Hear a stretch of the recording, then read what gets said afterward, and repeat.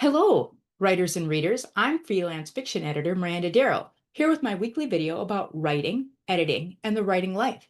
This month, we're talking all about science fiction. So if you're a writer looking for writing tips, check out last week's video for tips and tropes. This week and next, I'm shining a spotlight on a subgenre of science fiction, and that's stories with cheeky robots. Without further ado, let me present These Are the Droids You're Looking For. So if you are looking to write robots, androids, or cyborg characters, or spooky AI, here is a list of 11 books and series that all feature robot, android, and cyborg characters. We'll start with some multi-book series so everybody can really load up their TBR list, and then we'll move along to some standalone titles. First up is the incredible Murderbot series by Martha Wells, starting with All Systems Red, but all of the 8 or so books in the series are great. Murderbot is the name that the main character, a sec unit or security android, has given itself after overriding its programming governor and taking control over its own thoughts and actions. Designed and built for fighting and defense, you might be concerned that having a sec unit go rogue may have drastic plans against humanity once they've hacked their system. But Murderbot would prefer to hang out and stream one of the hundreds of episodes of Rise and Fall of Sanctuary Moon, Murderbot's favorite media, some kind of soap opera type story. It was the favorite show that Murderbot first saw after hacking its governor, and it's its go-to comfort media when stressed, though it finds the sex scenes boring. In an interview with the author Martha Wells, she explained the rise and fall of Sanctuary Moon is kind of based on how to get away with murder in space on a colony with different characters and hundreds of episodes. Murderbot is an amazing character.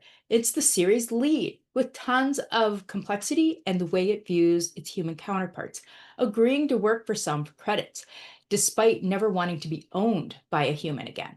This series has a huge following, people who've created an entire wiki outlining all the factoids about the series. There's even a sub-wiki about what are some of the episodes of its favorite show. And like all great robot and android character, Murderbot helps readers examine what it means to be human.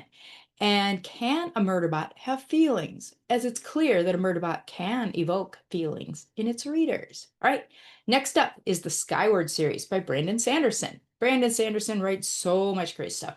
This is a fun YA Space Wars series. It's headlined by human characters, mainly Spencer, who's also referred to by her flight call name Spin.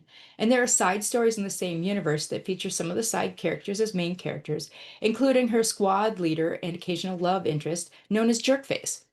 There's tons of fun characters in the series, including sassy aliens and a really talented snail named Doomslug. But for this week's book list, let's focus on MBot, the AI behind the spaceship that Spencer restores and brings back into flight.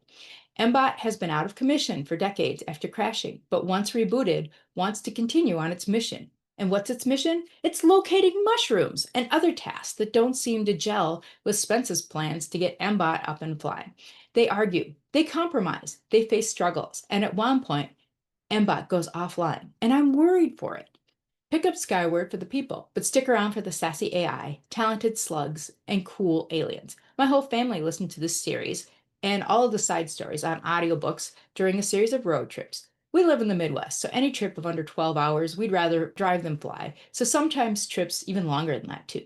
So check out my book list if you're contemplating a road trip, especially one like this that has YA if you've got kids traveling with you. And I've also got some middle grade books on this list too, and plenty in the adult age category, all of you robot lovers. The third on the list is the Themis Files series by Sylvain Newell, a trilogy starting with Sleeping Giants. This is a series that focuses mostly on the humans who discover some big honking robots buried under the surface of the earth, and they're scattered around the globe.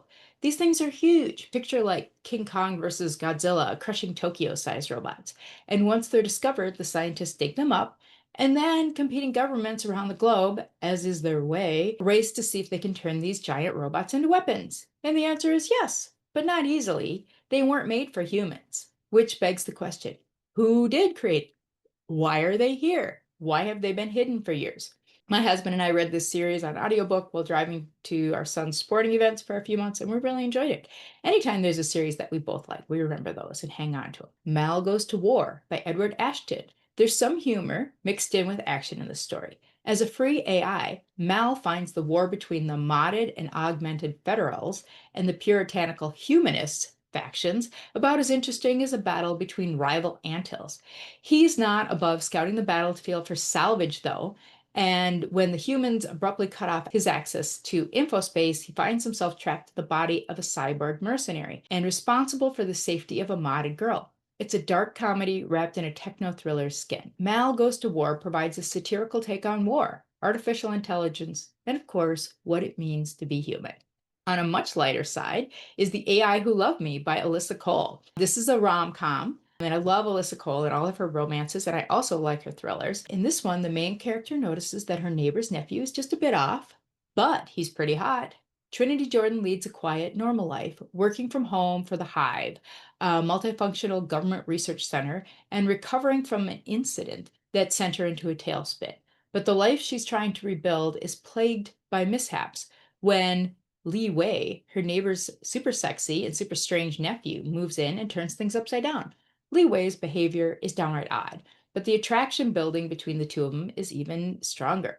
When an emergency pulls her aunt away from the apartment complex, Trinity decides to keep an eye on Li Wei and slowly discovers that he isn't just the hot guy next door, he's the hot AI next door. Trinity helps Li Wei figure out whether he's capable of the most illogical of human behavior. That's falling in love. Super cute audio, short enough to listen to in an afternoon. All right, this one's a little bit of an older one. Cinder, The Lunar Chronicles #1 by Marissa Meyer. This is an older title, but it's a classic because it's a retelling of Cinderella with a cyborg relying on recycled parts to keep operational. She's a tinker gifted in mechanics, which helps out because she's living paycheck to paycheck. Cinder's a second-class citizen with a mysterious past, reviled by her stepmother and blamed for her stepsister's illness. But when handsome Prince Kai asks for her mechanical skills, she finds herself at the center of an intergalactic struggle and a forbidden attraction. This one's YA, as is the next. Tarnished Are the Stars by Rosie Thor, which features another cyborg heroine. A secret beats inside Anna Thatcher's chest. It's an illegal clockwork heart. Anne is a technician who supplies black market medical technology to the sick and injured against the commissioner's tyrannical laws. Nathaniel is the commissioner's son, of course. He's never had to fear the law. Determined to earn his father's respect, he sets out to capture the technician, of course. But the more he learns about the outlaw, the more he questions whether his father's elusive affection is even worth chasing. All right, here's one for the younger crowd, and others can enjoy it too. The Wild Robot series by Peter Brown. My 14-year-old just finished reading the full trilogy of Wild Robot books, and we saw the movie version of the first book last fall when it came out. A robot named Roz is accidentally dropped into a wild forest, inadvertently injuring a family of geese. When Roz realizes her crash to the ground left the young gosling an orphan, she vows to raise him and teach him to fly so he can migrate. This is no easy feat for a robot, but they persist. The relationship between Roz and Brightbill the goose is central to the story, but Roz, who is initially rejected by all the forest creatures, wins over most of the community with her can-do attitude. It's really cute. From sweet and wholesome to something decidedly darker, let's turn to Machines Like Me by Ian McEwan, that features a man who purchases one of the Atom prototypes, androids that are very advanced for the time period, because this story is set in an alt history 1980s. In this world, Alan Turing was celebrated, not tormented, and his research set AI and Android development way ahead of our timeline schedule. But all was not smooth with the Adam and Eve prototype deployments, as our protagonist had purchased the android thinking it would make his cute downstairs neighbor more interested in him, when instead she became more interested in Adam. And is Adam allowed any agency in all of this? This is an interesting take on what it means to be human and a good exploration of the perils of following the rules. Less dark, but near future possibility, is the story Today I Am Carrie by Martin L. Shoemaker. In this book, which had been built out after starting as a short story, we follow Carrie, a caretaker robot assigned to work with a family with an ailing grandma who has dementia. Carrie watches over the grandma, protecting her as her dementia progresses, and Carrie will take on the role of whichever former family member Granny thinks she's talking to at the time, thus the title, Today I Am Carrie. Carrie's service to the family doesn't end when the granny finally passes, leading to questions about the ethical uses of AI for family caregiving and whether an AI can actually become a member of a family. And finally on this list, because ours goes to 11, is Day Zero by C. Robert Cargill. I paired this with Today I Am Carrie because it's also a family service android. This time it's a nanny bot called Pounce, who first realizes that he's an android when he discovers the box that he arrived in.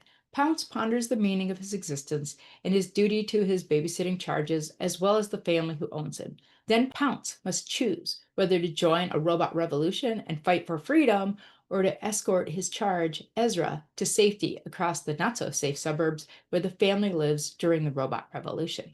So if you're looking to add more robots, androids, and cyborgs to your reading list, I've hopefully got some titles that will tickle your fancy. And if you're an author wanting to add some of these types of characters to your fiction, read up this week and be sure to tune in to next week's video where I give tips for writing realistic and compelling robot and android characters.